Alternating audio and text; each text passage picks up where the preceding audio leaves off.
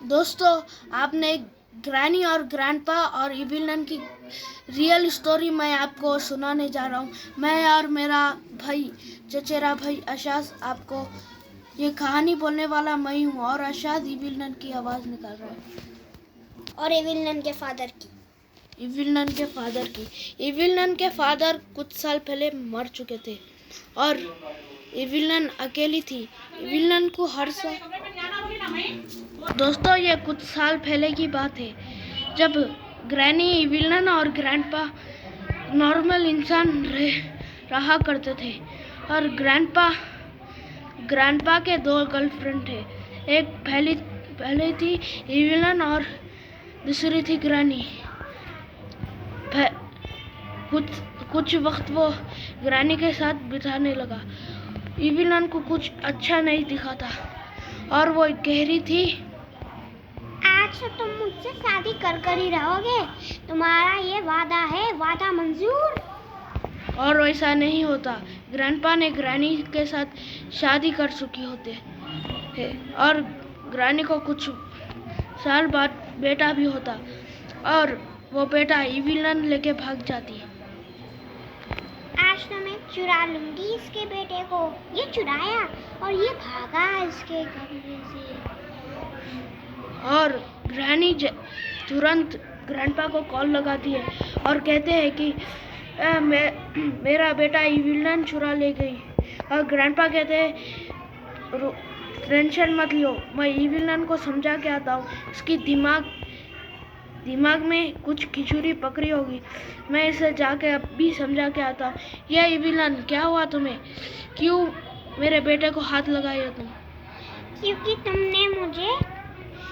तुमने मुझे धोखा दिया। ग्रैनी के साथ शादी कर लिए हो तुम। मेरे साथ शादी करने का वादा अब तो हो गई ना। ये मेरा बेटा है। मेरा बेटा मुझे वापिस कर दो। नहीं, क्यों?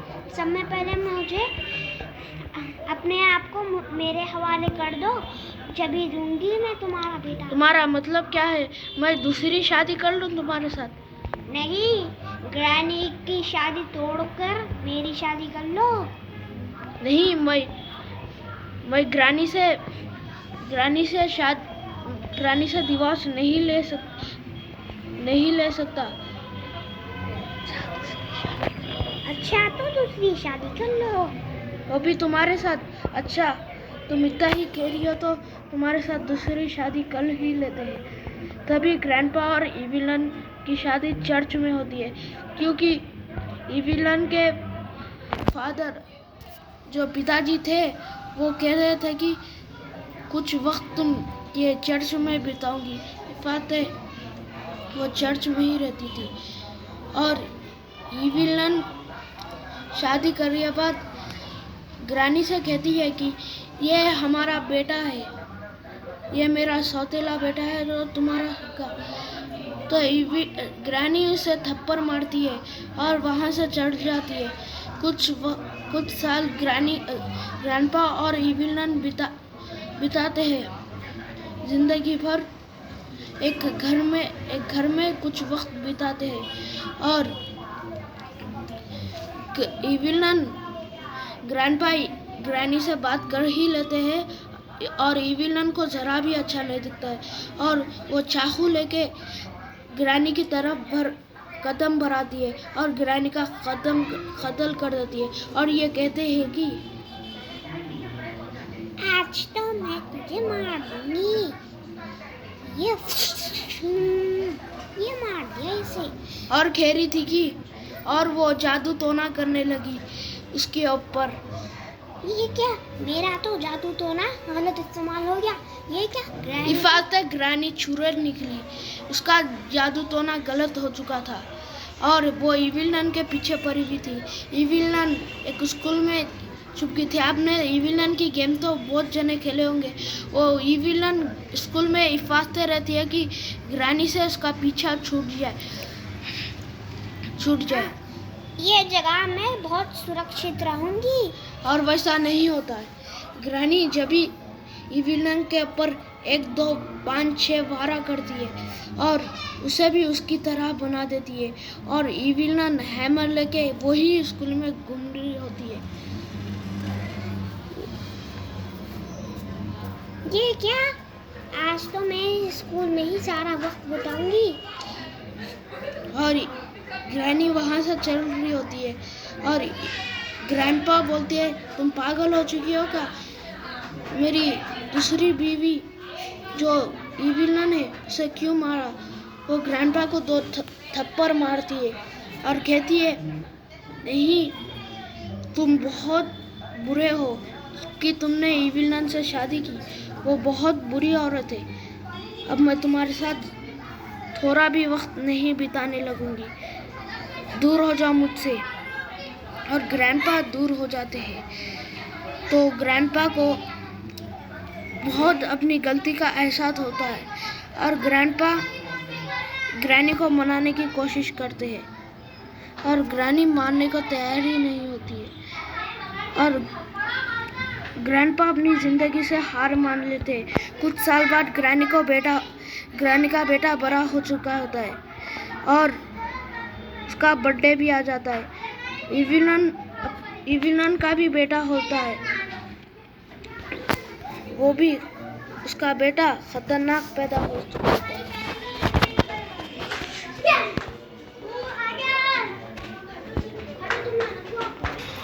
और ग्रैंडपा वो बेटा शैतान की तरह पैदा होता है। ग्रैंडपा वो बेटे को मार चुके होते हैं और इविलन वहाँ से भाग जाती है और ग्रैंडपा गुस्से में ग्रैनी के साथ ही वक्त बिताना चाहते थे और वो ऐसा कर चुके होते हैं। उनका बेटा बड़ा हो चुका होता है और उसकी शादी भी हो जाती है। ग्रैनी और ग्रैंडपा वो शादी में आ जाती है। इविलन भी वहाँ आ चुकी होती है और इविलन उसे बहुत चोट पहुँचाती है। शादी के बाद, शादी में कुछ साल बाद ग्रैनी का पोता होता है, मतलब ग्रैनी के बेटे का बेटा। ग्रैनी का बेटे का असली नाम अफरुक था और वो कॉल कर रही थी, ग्रैनी उसको कॉल कर रही थी और तुम कुछ वक्त बाप बनने वाले हो, ऐसा हुआ है। तो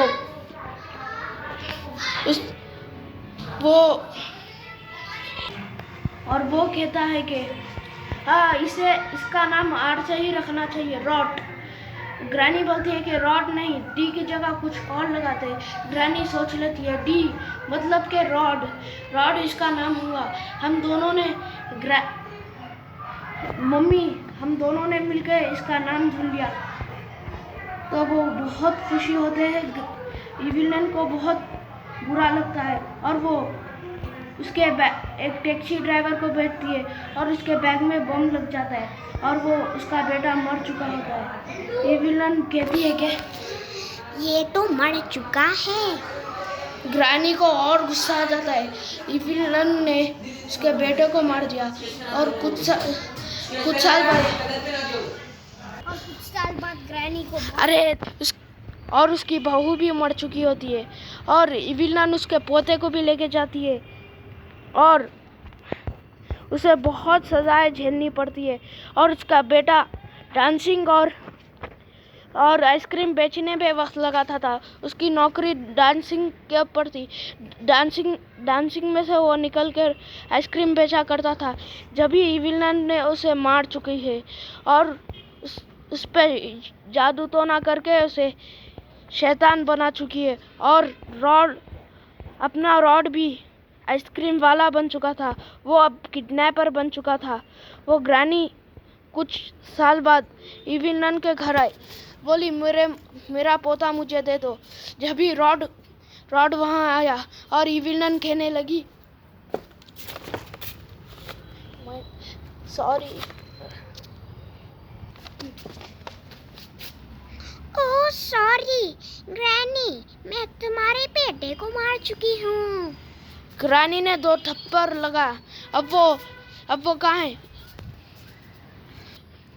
अब मैं उसे जादू तो नहीं करके शैतान बना चुकी हूँ। कैसे लग रहा है तुम्हें? बिल्कुल अच्छा नहीं दिख रहा है। तुम्हें लड़ाई पसंद है तुम्हें अब तक तो अच्छी हो जाना चाहिए। अब तुम सजाया भुगतोगे। और वो इविलन को सजाया भुगतने लगी और दोनों फिर से अब सालियों की तरह रहने लगे। इफ़ाते तो ग्रानी इविलन साथ में ही तो रहते, क्योंकि दोनों सौतन हैं।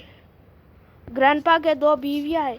ग्रैंडपा की स्टोरी सुनना चाहते हैं तो यह वीडियो को लाइक करें और चैनल को सब्सक्राइब करना, बेल आइकन दबाना मत भूलें। हम आपको बताएंगे ग्रैंडपा कैसे भूत बने थे।